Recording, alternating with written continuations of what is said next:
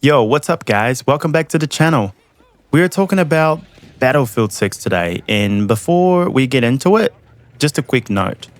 The beta finished about a month ago, and what you're seeing on the screen right now is a recorded gameplay from the beta. Even though it's over, the game is still in the spotlight because EA and DICE have already laid out updates and changes planned for the full release. So this is kind of the perfect time to sit down, go over what's confirmed, and talk through what it all means as we head towards launch. So let's kick it off with performance, because that's the foundation of everything. Battlefield, it's like a franchise where the scale is part of the identity. You've got massive player counts, tanks, jets, explosions everywhere. EA already made it clear they're not gonna introduce ray tracing right at launch. That's not what they're going for. The focus is on making the experience stable. That's a big deal. Because Battlefield is at its best when the chaos feels smooth, when you can actually react in the middle of the madness and, nothing gets in the way of the action. So the beta gave us already a little taste of that. And the fact that they are prioritizing this side of development sets the tone for the whole release. And that's just my personal opinion. I know people will disagree with me, but, moving on to map flow, this was a huge topic during the beta. DICE is reworking how objectives are placed, adding more natural cover and refining the routes across the battlefield. If you played the beta, you probably noticed how much faster the action felt.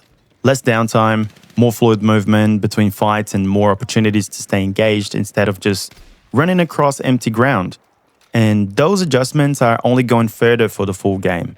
It's clear that map design is being treated as more than just big playgrounds. It's about how battles actually flow from one moment to the next. I think that's genius from EA. Honestly, that's how you keep people engaged for the whole game, and that's a really smart move. Classes are another big update. For years, Battlefield players have debated how to make each role feel unique, and Battlefield 6 is pushing that idea again.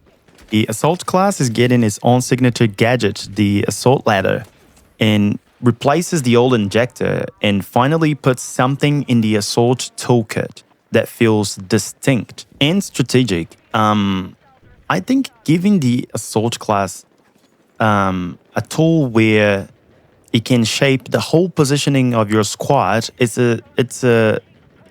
that's telling us that they are trying to take another direction with this game.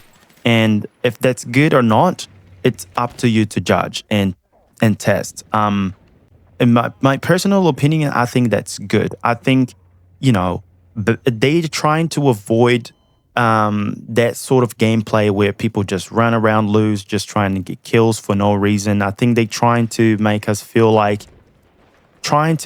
understand that teamwork, it's more important than just frags. On the other hand, the Recon class is also being developed further with passive UAV, spotting, and Spec Ops path, giving the class more to do beyond sniping from a distance. That proves that that's the path that they're trying to take with it, like the squad thing, the team play, you and your friends playing together as one rather than just one person running across the map, loose, trying to get frags and kills. And I agree with it. I think that's the Battlefield soul. I think that's more Battlefield than anything.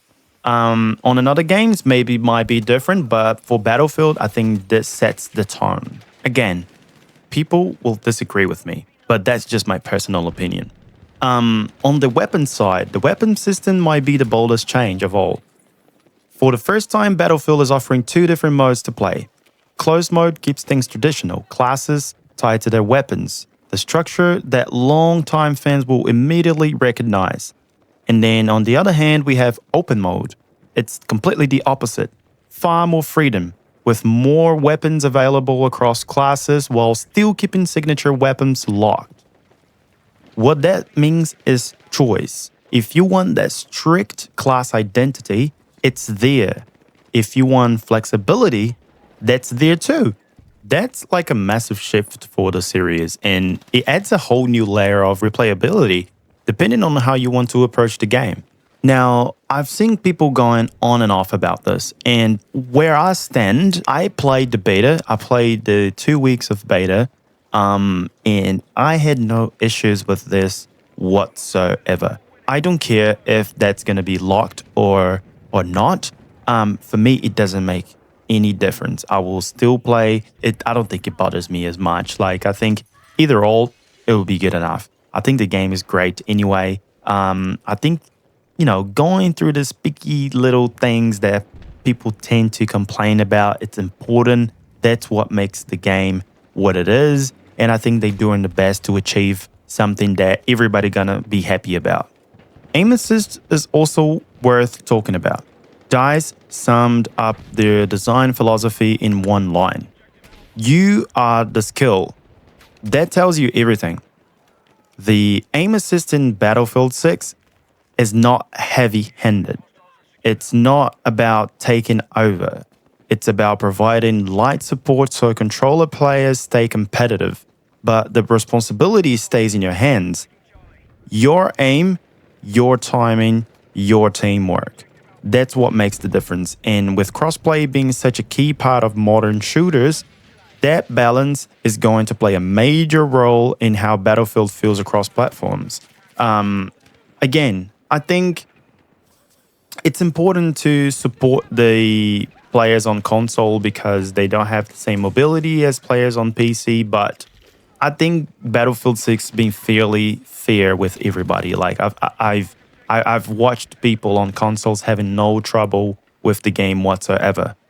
All right, let's wrap it up. I'm gonna be bringing the second part of this video later on, but I have a question for you guys. Do you think Battlefield 6 has what it takes to be the game of 2025? Drop your answer in the comments. Don't forget to hit the like button if you're excited for the launch, and don't forget to subscribe for more Battlefield content as we get closer. Thank you for watching, and I will see you on the next one.